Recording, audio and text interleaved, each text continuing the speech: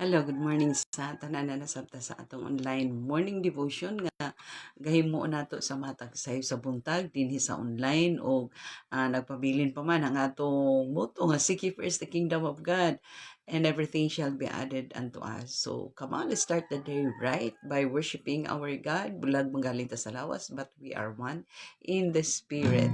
Amen.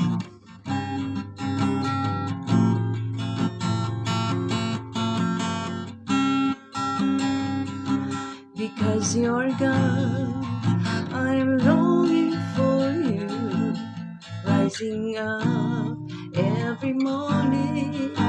I'm looking on you, Lord, my soul is thirsty for you, seeking at your face, wanting to see your glory. There's no one else besides you, God. Holy, loving, righteous, great I am. I worship you with all my heart, Savior. Jesus, Son of God, worthy are you, Lord. Your loving kindness is better than life, so I will praise you and bless you while I live. I lift my hands and magnify you, and then I shall be satisfied by you. There's no one else besides you, God. Holy, loving, righteous, great I am. I worship you with all my heart, Savior.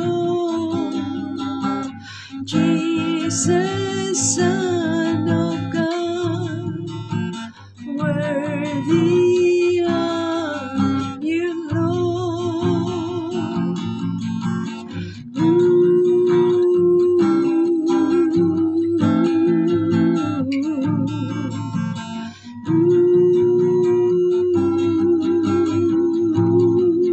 We give you praise, we give you glory, O God. We give you honor, hallelujah. Oh, Jesus, Jesus, hallelujah. There's no one else, there's no one else besides you, God. Holy, loving, righteous, great I am. I worship you with all my heart, Savior. Jesus, Son of God, worthy are you, Lord. There's no one else besides you, God. Holy,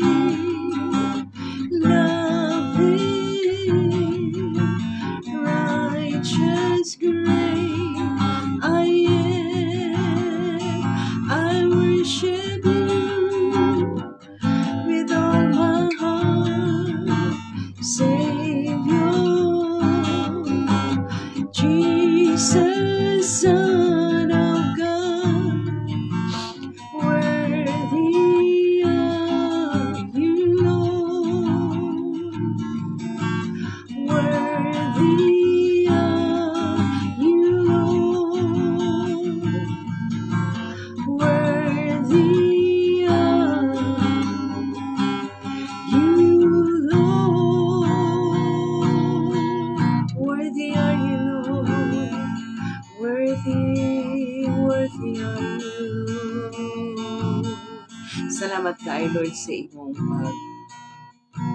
pukaw ka na mo amahan ining sa buntagon Lord nga gitagaan ni mo kalidad, malinaw, hinanap ka katulog, ug imo mingi pabuka ang among mga mata ug imo mingi pabangon Lord. Thank you kaayo labi na Lord sa imong paghatag nining laing matao nga adlaw Ginoo nga man at Tuesday o Lord nga opportunity alang kanamo Ginoo nga mga padayon sa pagkinabuhing Kristohanon.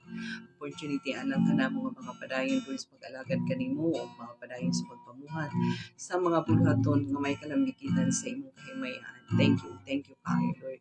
Dalay gun kagid Lord uban ni kami karon Lord sa pag-exhort sa imong mahal nga pulong o God. Cover us, continue to cover us Lord with your glory and with your holiness behind the cross of Jesus. Sa ang tanan Lord among isalig itugyan di ang animo pinaagi sa gamhanan ngalan ni Ginoong Kristo nga among Ginoo manluluwas.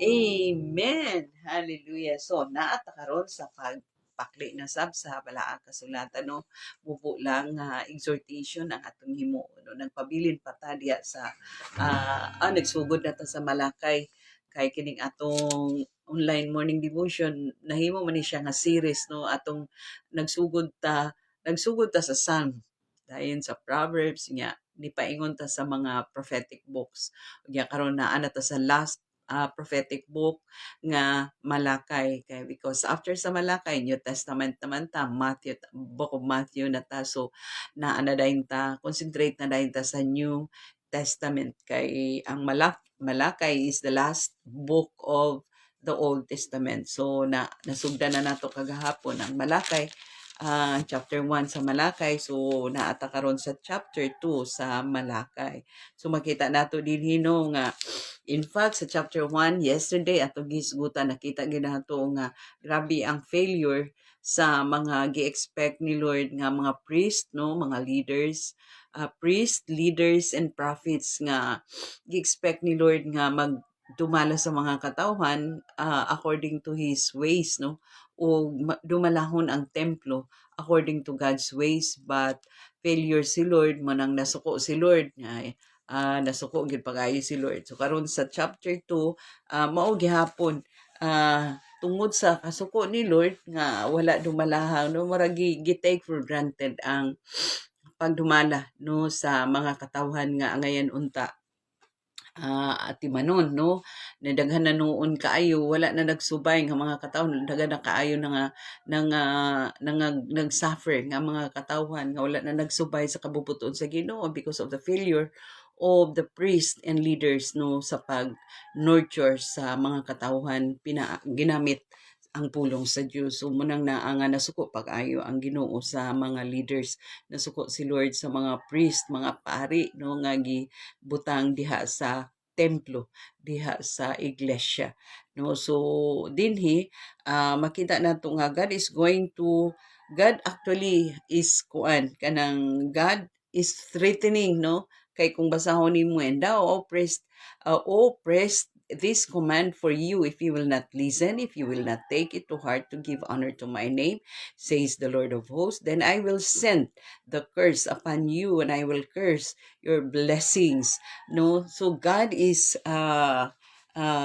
going to threaten no iyang i-threaten ang mga pari no ang mga leaders nga kung dili sila mutuman sa kabubuton sa Dios sa kabalauran sa Dios i-curse gyud ni Lord ang curse will come upon them and the blessings will be withhold no i-withhold ni Lord ang blessing so God is going to threaten them and punish them no the two things nga himuon sa Ginoo i-threaten sila and then he's going to punish them and there are three reasons nga makita nato dinhi why God is going to threaten them through curse and withholding the blessings three reasons nga nung i-threaten sila ni Lord o i-punish sila ni Lord no the first one nga nakita nato dili kung atong basahon ang verse 1 to dili na nato basahon no ang verse 1 to 9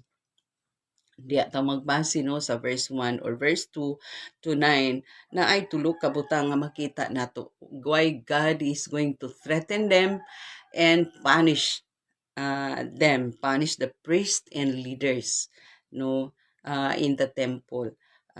The first one is because they despise, or the first one is because they failed to guard the temple's purity, no? Pakya sila sa pagkay during the time of Malakay, ang sa unang panahon maghalad man sila og mga halad sinunog, mga mananap ana rugar. So ang ilang gaihalad kana bitong list kaayo nga kanang walay value nga klase nga mga mananap nga ang gusto sa Ginoo kanang mga tambok, kanang mga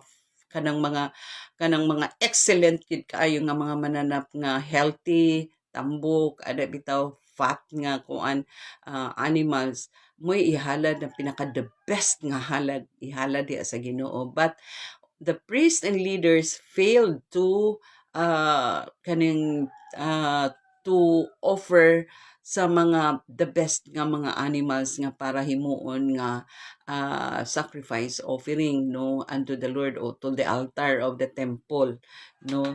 Kung sa atong panahon karon kabalo gid ta kung unsa ang gusto ni Lord nga klase sa halad nga atong ihalad diha sa templo o diha sa atong bahangan sa presensya ni Lord. Nakahibalo na taan na the significance, no, of those fat animals nga ihalad sa burnt offerings during that time.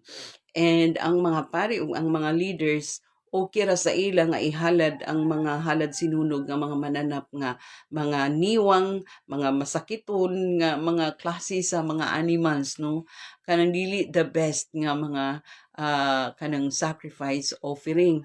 So okay ra sa ila, dili nila ga i-check kung kini worthy ba ri sa ang ihalad sa Ginoo, sa Dios sa tanang Dios Ginoo, the creator of heaven and earth. Kay ang demand banggo ni Lord is kanang the best nga klase sa mga mananap ang ihimong halad sinunog.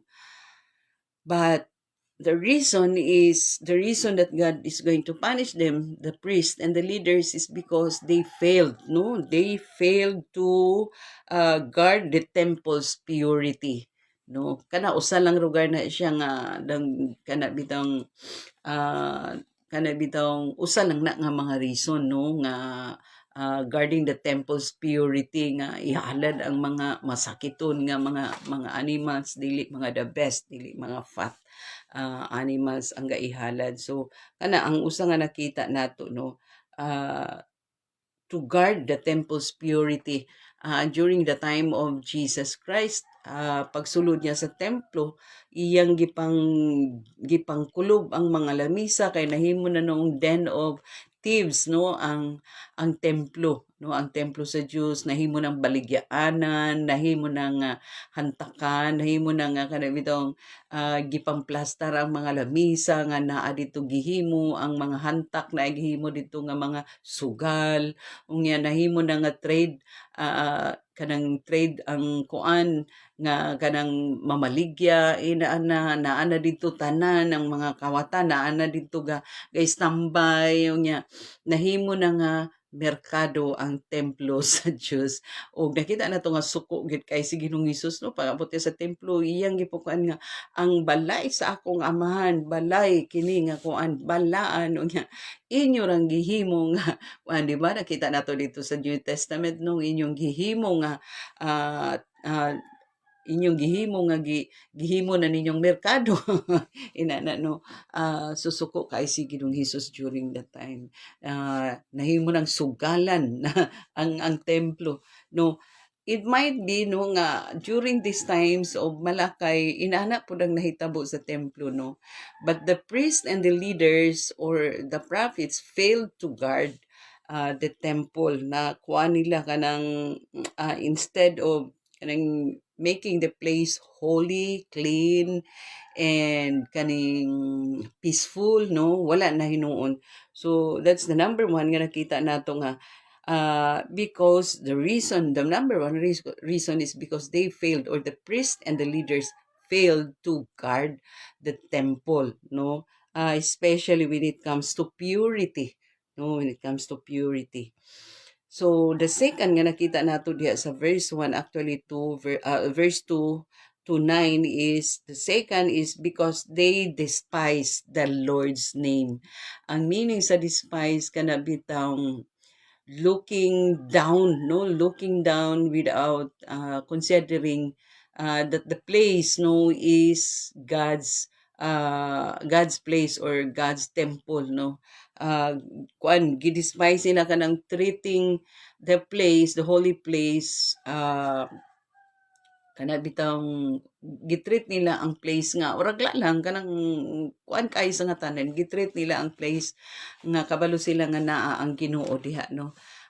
The name of the Lord has not been in that place, wala nahatagi og kana bitang pasidungog. They despise the name of the Lord, no. So that's the second one, they despise the name of the Lord. Wala napasidunggi ang ngalan sa Ginoo, wala gituboy ang ngalan sa Ginoo, kay mo lagi kanang wala man guard, wala nila gi-guard, no. They do not guard the temple of the Lord. Wala nila gikuan, murag gitake lang nila lightly, no, ang templo sa Diyos. So kita dapat dili gida especially our temple, our heart, no, especially our heart, no, nga we should not take lightly nga ang ato kasing-kasing templo man sa Diyos, no.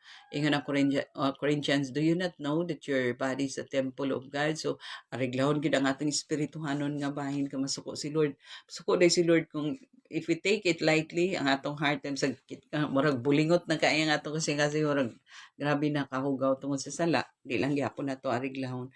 That's kadang part of despising the name of the Lord na munang maingon din ang mga tao munang Christian. So despising, that's part of despising the name of the Lord.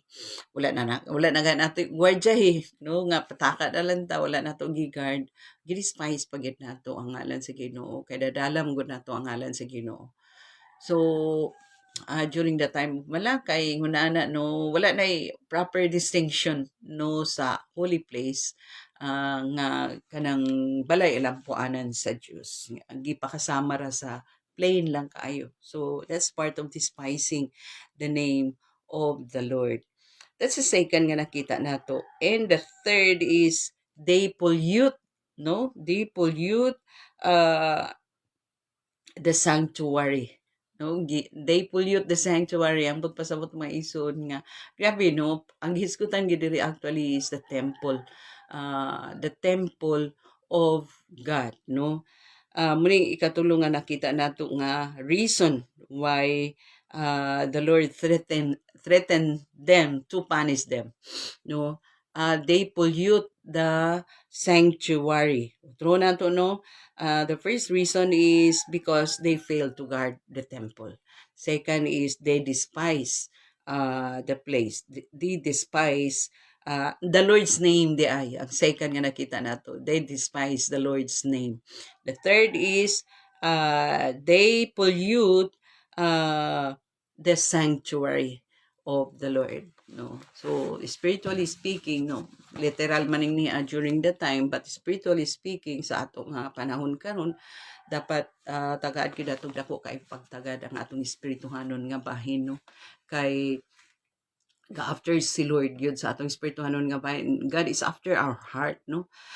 Manang na ang kanunay dapat na regular check-up sa atong kasing-kasing para nga dili ta accountable of despising the name of the Lord, o dili pud ta accountable of not guarding the temple of God, o dili pud ta accountable of polluting the sanctuary of God.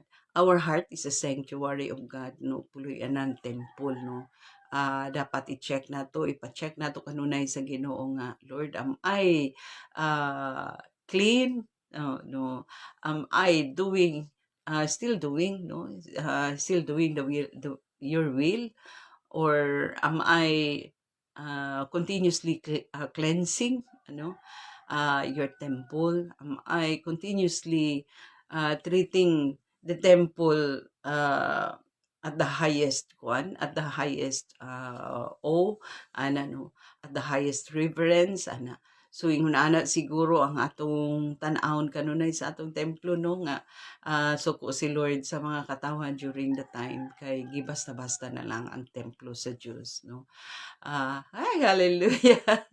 Gibasta-basta na lang ang templo sa Dios nga gaplano ra bata nga mo transfer ta no, mo transfer ta sa atong church. So, we will do our utmost best nga ang balina nato nga church nga ma-honor gyud si Lord no, ah, ma-exalt si Lord, ma-magnify si Lord, no? Ma-bless si Lord sa atong balinan nga fellowship.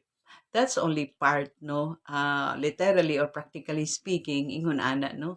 We need to do our utmost best nga ma, ah, ma, ma himo nato no kutob sa atong makaya nga ang church nga atong balhinan kuan gyud conducive kaayo sa presence ni Lord. But spiritually speaking, kung atong tanawon sa spiritual aspect, ang atong kasing-kasing gyud actually mo'y pinaka-importante kaayo. Pinaka-importante kaya ang atong kasing-kasing that we should always guard our heart to become pure, and we should always do the high honor no sa ngalan sa Ginoo inside our heart, and we should avoid to pollute no the sanctuary of God, which is our heart. No, importante kay sa nga tanan ng tulo ka butang gyud no nga atong himuon sa atong Kristohanon nga kinabuhi, kay aron nga kanunay nato mabati ang presensya ni Lord nga naa gyud, kay ang presensya ni Lord mupuyo gyud no, mupuyo sa temple or sa sanctuary, which is our heart, kung kanunay nato ginaatiman, kanunay nato gitagaan og high regard ang place ni Lord, which is our heart. Amen. Naot nga natin ang kudlo karon no sa mubo nato nga pag-exhort sa pulong sa Ginoo, mag-ampo ta labing balaan gamhanan mahigugmaon langit no namo nga amahan. Nagapasalamat kami kaayo Lord sa imong word, sa imong encouragement kanamo Lord God. Thank you kaayo ni ana. O bisan pa nining sa kabuntago nagapray kami sa mga kaigsunan nga before mag-ato sa trabaho Lord, nga ikaw o Dios equip kanila Ginoo Lord sa mga butang nga gikinahanglan nila Ginoo aron nga mulahutay sila sa ilang trabaho the whole day. Equip them Lord with your strength, with your power, with your wisdom, with your knowledge Ginoo Lord, sa tanan nga aspeto Ginoo nga gikinahanglan nga sangkapon sa usa ka Kristohanon, ihatag kanila Ginoo. Aron Ginoo magmalampuson sila sa ilang endeavor o God, sa mga kaigsunan nga nanarbaho sa office, pribado, publiko nga office, sa mga kaigsunan nga nagapangiskwela, mga kaigsunan namo nga mga teacher Ginoo nga busy kay karon sa preparation for opening the classes, sa mga kaigsunan usab namo karon Lord nga naay mga online nga trabaho, ug sa mga kaigsunan namo nga naay mga gipang manage nga business. Amahan nga balaan, salamat kaayo Ginoo Lord nga mag-manifest ang imong glory, mag-manifest ang imong power Ginoo ngadto kanilang tanan. Dalaygon kay gid Lord sa walay katapusan, dawata ang among mga pagpasalamat Lord, pagdaig paghimaya pinaagi sa gamhanan nga ngalan ni Ginoong Kristo nga among Ginoo ug manluluwas. Amen. God bless us all until next morning.